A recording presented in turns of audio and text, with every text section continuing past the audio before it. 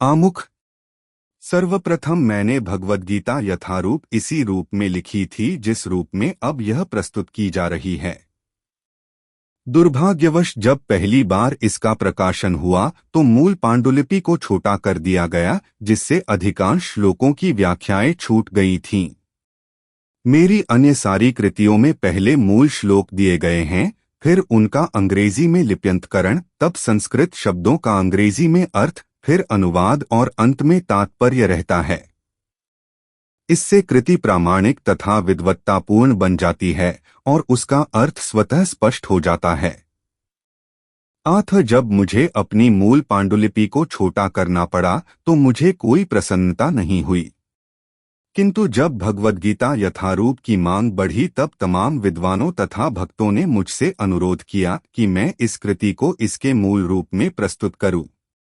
अतएव ज्ञान की इस महान कृति को मेरी मूल पांडुलिपि का रूप प्रदान करने के लिए वर्तमान प्रयास किया गया है, जो पूर्ण परंपरागत व्याख्या से युक्त हैं, जिससे कि कृष्ण भावनामृत आंदोलन की अधिक प्रगतिशील एवं पुष्ट स्थापना की जा सके। हमारा कृष्ण भावनामृत आंदोलन ऐतिहासिक दृष्टि से प्रामाणिक, सहज तथा दिव्य है, क्योंकि यह भगवद गीता यथारूप पर आधारित है। यह संपूर्ण जगत में, विशेषतया नई पीढ़ी के बीच अति लोकप्रिय हो रहा है। यह प्राचीन पीढ़ी के बीच भी अधिकाधिक सुरुचि प्रदान करने वाला है। प्रौढ़ इसमें इतनी रुचि दिखा रहे हैं कि हमारे शिष्यों के पिता तथा पितामह हमारे संघ के आजीवन सदस्य बनकर हमारा उत्साह वर्धन कर रहे हैं। लॉस एंजलिस में अनेक माताएं तथा पिता मेरे पास यह कृतज्ञता व्यक्त करने आते थे कि मैं सारे विश्व में कृष्ण भावनामृत आंदोलन की अगुवाई कर रहा हूं। उनमें से कुछ लोगों ने कहा कि अमेरिकी लोग बड़े ही भाग्यशाली हैं कि मैंने अमेरिका में कृष्ण भावनामृत आंदोलन का शुभारंभ किया है। किंतु इस आंदोलन के आदि प्रवर्तक तो स्वयं भगवान कृष्ण हैं, क्योंकि यह आंदोलन बहुत काल पूर्व प्रवर्तित हो चुका था और परंपरा द्वारा यह मानव समाज में चलता आ रहा है। यदि इसका किंचित मात्र श्रेय है, जो मुझे नहीं अपितु मेरे गुरु कृष्ण कृपामूर्ति विष्णुपाद परमहंस परिव्राजकाचार्य 108 श्री श्रीमद् भक्ति सिद्धांत सरस्वती गोस्वामी महाराज प्रभुपाद के कारण है। यदि इसका कुछ भी श्रेय मुझे है तो बस इतना ही कि मैंने बिना किसी मिलावट के भगवद गीता को यथारूप में प्रस्तुत करने का प्रयास किया है। मेरे इस प्रस्तुतिकरण के पूर्व भगवद गीता के जितने भी अंग्रेजी संस्करण निकले हैं, उनमें व्यक्तिगत महत्वाकांक्षा को व्यक्त करने के प्रयास दिखते हैं, किंतु भगवद गीता यथारूप प्रस्तुत करते हुए हमारा प्रयास भगवान कृष्ण के संदेश, मिशन को प्रस्तुत करना रहा है। हमारा कार्य तो कृष्ण की इच्छा को प्रस्तुत करना है, न कि किसी राजनीतिज्ञ, दार्शनिक या विज्ञानी की संसारी इच्छा को, क्योंकि इनमें चाहे कितना ही ज्ञान क्यों न हो, कृष्ण विषयक ज्ञान रंच मात्र भी नहीं पाया जाता। जब कृष्ण कहते हैं मनमना भव मद्भक्तो मद्याजी मां नमस्कुरु, तो हम तथाकथित पंडितों की तरह यह नहीं कहते कि कृष्ण तथा उनकी अंतरात्मा पृथक पृथक हैं। कृष्ण परब्रह्म हैं और कृष्ण के नाम, उनके रूप, उनके गुणों, उनकी लीलाओं आदि में अंतर नहीं है। जो व्यक्ति परंपरागत कृष्ण भक्त नहीं है, उसके लिए कृष्ण के सर्वोच्च ज्ञान को समझ पाना कठिन है।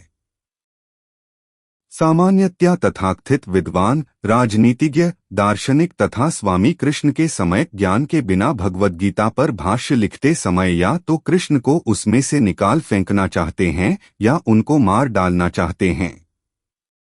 भगवद गीता का ऐसा अप्रामाणिक भाष्य मायावादी भाष्य कहलाता है और श्री चैतन्य महाप्रभु हमें ऐसे अप्रामाणिक लोगों से सावधान कर गए हैं।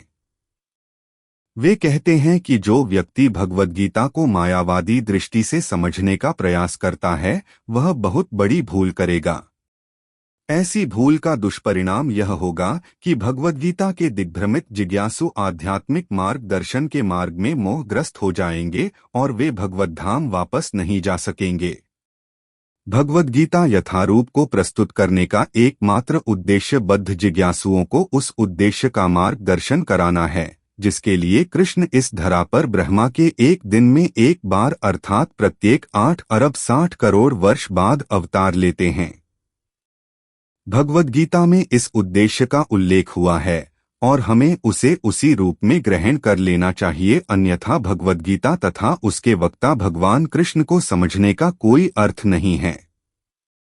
भगवान कृष्ण ने सबसे पहले लाखों वर्ष पूर्व सूर्यदेव से भगवद गीता का प्रवचन किया था। हमें इस तथ्य को स्वीकार करना होगा और कृष्ण के प्रमाण की गलत व्याख्या किए बिना भगवद गीता के ऐतिहासिक महत्व को समझना होगा। कृष्ण की इच्छा का संदर्भ दिए बिना भगवद गीता की व्याख्या करना महान अपराध है। इस अपराध से बचने के लिए कृष्ण को भगवान रूप में समझना होगा, जिस तरह से कृष्ण के प्रथम शिष्य अर्जुन ने उन्हें समझा था। भगवद गीता का ऐसा ज्ञान वास्तव में लाभप्रद है और जीवन उद्देश्य को पूरा करने में मानव समाज के कल्याण हेतु प्रामाणिक भी होगा।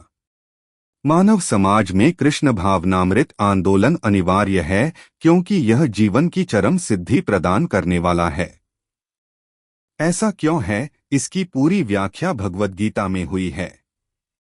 दुर्भाग्यवश संसारी झगड़ालू व्यक्तियों ने अपनी आसुरी लालसाओं को अग्रसर करने तथा लोगों को जीवन के सिद्धांतों को ठीक से न समझने देने में भगवद गीता से लाभ उठाया है।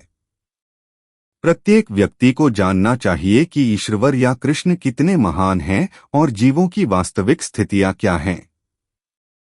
प्रत्येक व्यक्ति को यह जान लेना चाहिए कि जीव नित्य दास है और जब तक वह कृष्ण की सेवा नहीं करेगा तब तक वह जन्म मृत्यु के चक्र में पड़ता रहेगा, यहाँ तक कि मायावादी चिंतक को भी इसी चक्र में पड़ना पड़ेगा।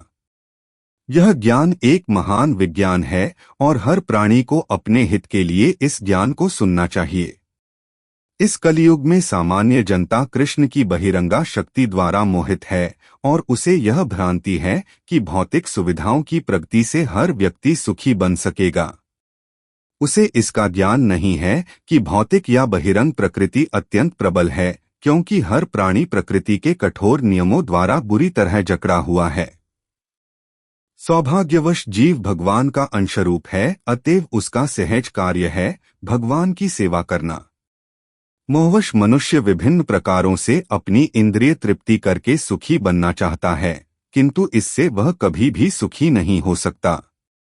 अपनी भौतिक इंद्रियों को तुष्ट करने के बजाय उसे भगवान की इंद्रियों को तुष्ट करने का प्रयास करना चाहिए। यही जीवन की सर्वोच्च सिद्धि है।